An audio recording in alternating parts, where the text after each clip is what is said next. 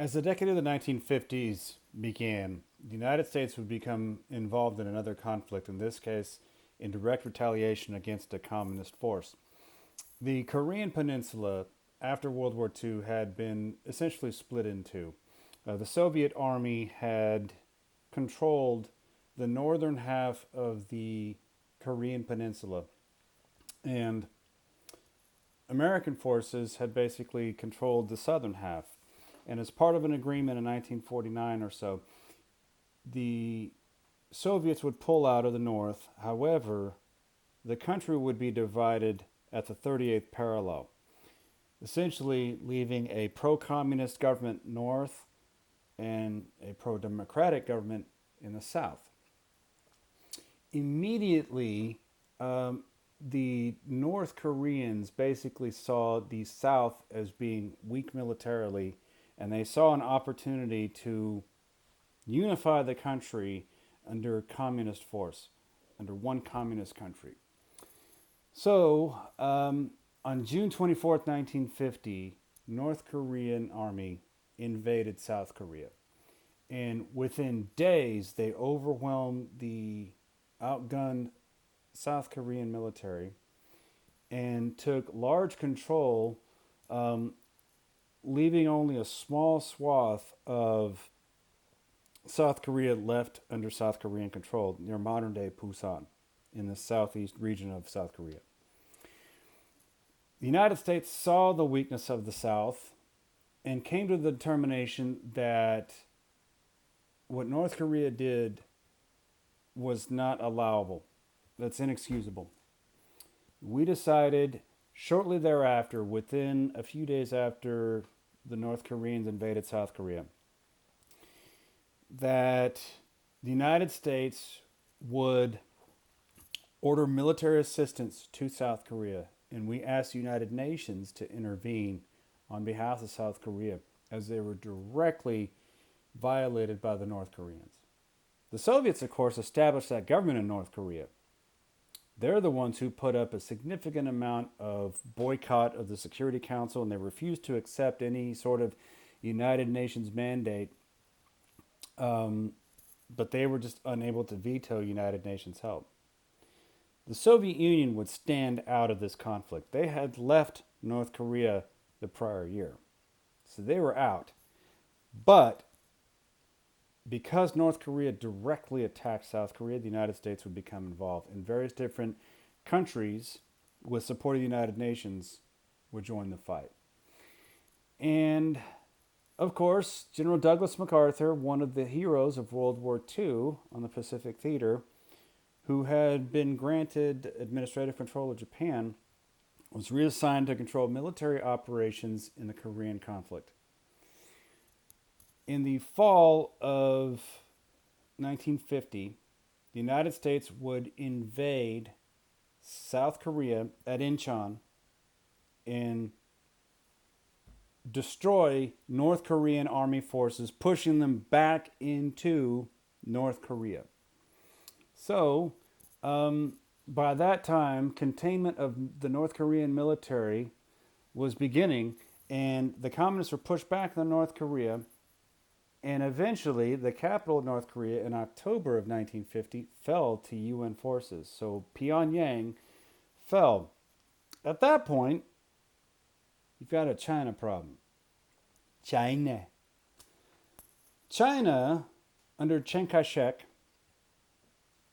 had fallen under communist rule. The national forces under Chiang Kai-shek in 1949 gave way to Mao Zedong and his communist forces. Red China, if you will. That's modern China. And for the better part of a year, the Chinese military had been gaining steam and building forces, and they kind of saw this conflict going on in the Korean Peninsula. And they decided, okay, if things from push come to shove, we're going to install a military just beyond the North Korean border with us, and we're going to see what happens. So, after the United Nations forces took over Pyongyang, a couple weeks later, China decides they're going to unleash 8 divisions of the Chinese military, Chinese army, 400,000 Red Chinese troops. And they are going to attack United Nations forces. And the UN offensive now became a defensive. And the Chinese, on into the spring of 1951, would push United Nations forces led by the Americans back across the 38th parallel to where they would eventually take the South Korean capital of Seoul. Well, American forces would eventually regain Seoul, and then for the next 2 years, you would have a virtual stalemate in the Korean conflict.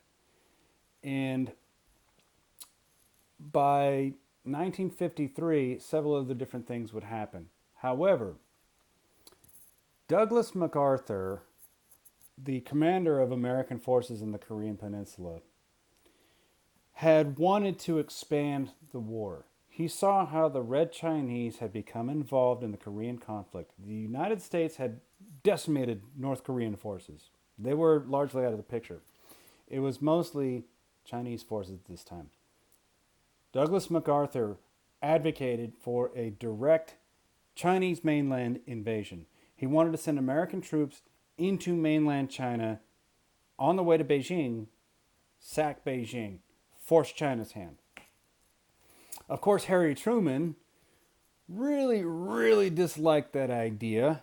And upon hearing this, Harry Truman actually removed Douglas MacArthur from command. He deemed him as being dangerous because of his potential vision.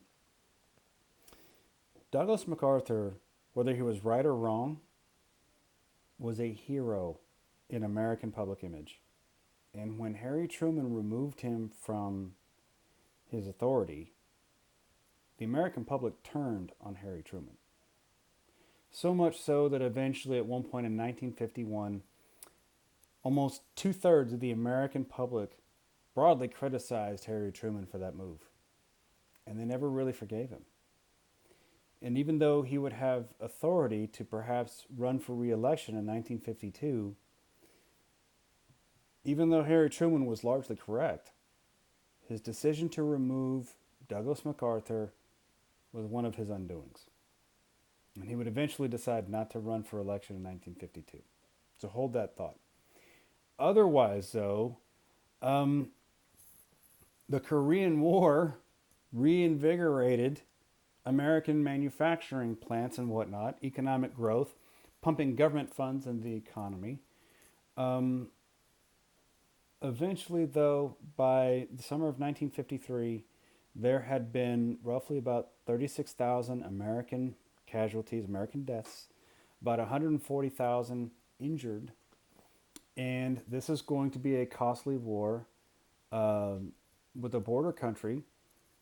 And there was just nothing really but a stalemate. So from that standpoint, the United States wasn't really gaining much from it. And in 1953, an armistice was signed to where an ending of armed conflict was signed. There would no longer be armed conflict. It's not an end of the war. To this day, South Korea and North Korea are still technically at war. The armistice ended official military conflict, but they still technically are at war. And even though in the first couple of years of the Trump administration, some ties had been reached out with North Korea, symbolism, we're at least talking to them, whereas the prior 50 years there hadn't been any. There's at least something. But there is still technically a declaration of war between North and South Korea. Just no armed conflict. That's an important distinction. Okay? So, from that standpoint, you also build the idea of a fear of communism rising back into the United States. Joseph McCarthy, a senator from Wisconsin, burst on the national scene when he developed a list of 205 people that worked in the federal government, the State Department in particular, who were quote-unquote known communists. These are people who are subversing or being subversive to the American ideal. And he became this leader of a crusade to expose people who are subverting American politics and American different agencies and whatnot. He would conduct a number of different investigations to look for people who were being subversive to American ideals. And it just became this idea that you could destroy somebody's public career under the assumption that they were communist sympathizers, whether they were or weren't. And McCarthy intimidated quite a number of people who he deemed as being pro-communist. He wanted to expose them, and this outrage in fear of communism really was born out of the McCarthy era. So you have a number of people who may have had some form of communist tie or perhaps even a sympathizing aspect of it, but they weren't necessarily subverting anything. Um, he considered a number of people with communist sympathies as being traitors and otherwise arrogant and wrong, and he wanted to imprison them.